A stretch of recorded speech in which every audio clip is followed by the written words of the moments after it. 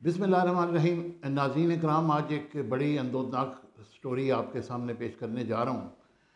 आप ये देखें कि बहू और सास का रिश्ता अज़ल से ऐसा चला आया है कि बहुत कम ही कोई एग्ज़ाम्पल हो कि बहू और सास की लड़ाई ना होती हो, या बहू और सास एक दूसरे के साथ हालात ऐसे ख़राब कर देती हैं कि बेटा जो है वो माँ की तरफ देखता है या कभी बहू की तरफ देखता है, अपनी बीवी की तरफ देखता है, और हालात ख़राब होते होते यहाँ तक पहुँच जाते हैं।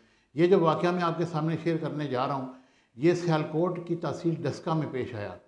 ये ऐसा अंदोदनाक कत्ल है जिसकी जितनी भी मजम्मत की जाए कम है, और इन मुजरमों को सरेआम तख्ता दार पर लटका दिया जाए ताकि ऐसी दोबारा किसी को हरकत करने की ज़रूरत ना हो।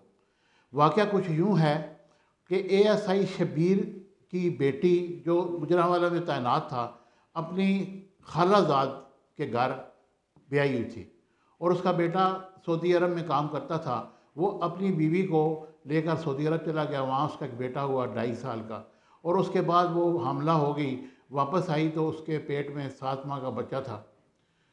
बहू ने सास के साथ अच्छे ताल्लुकात रखने की कोशिश की, और उसका बेटा बहू को पैसे भी भेजता था, और यानी कि अपनी बीवी को पैसे भेजता था उसके अकाउंट में, जिसका सास को बड़ा शदीद रंज था। और वो कहती थी कि ये तुम क्या कर रहे हो, पैसे मुझे दो।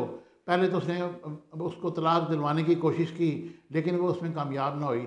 फिर उसने अपनी अपनी बेटी यानी कि उसकी नंद और फिर अपने एक ले पालक बेटा नवीद को के साथ मिलकर ये प्लान किया कि इसको हम कत्ल करेंगे।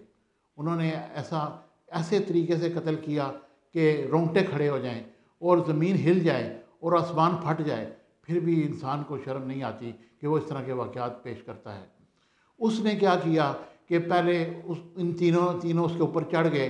उन्होंने उसके मुंह के ऊपर तकिया रखा। उसकी जब सांस निकल गई, वो मर गई, तो उसमें उन्होंने उसको कत्ल कर दिया। उसकी लाश के टुकड़े कर दिए, उसका सर तन से जुदा कर दिया, और उसके बाद उसके टुकड़े 3-4 टुकड़े वो जो नवीद था उसको लेकर वो लाहौर चला गया, और लाहौर जाके उसने नहर में बहा दिए। और फिर इन्होंने ये शोशा छोड़ा, सास और बहू ने, सास और उसकी बेटी ने, कि जनाब अली ये जो कत्ल है ये किसी अपने यार के साथ भाग गई है। पुलिस ने तफ्तीश करने के बाद मालूम हुआ कि ये खुद ही कातिल हैं। उन्होंने उनको पकड़ा, उसके बाद तफ्तीश की और उन्होंने सारा वाक़या उगल दिया। पुलिस ने वो लाश के टुकड़े, आला कत्ल, हर चीज़ बरामद करके मुलजमान को गिरफ़्तार कर लिए।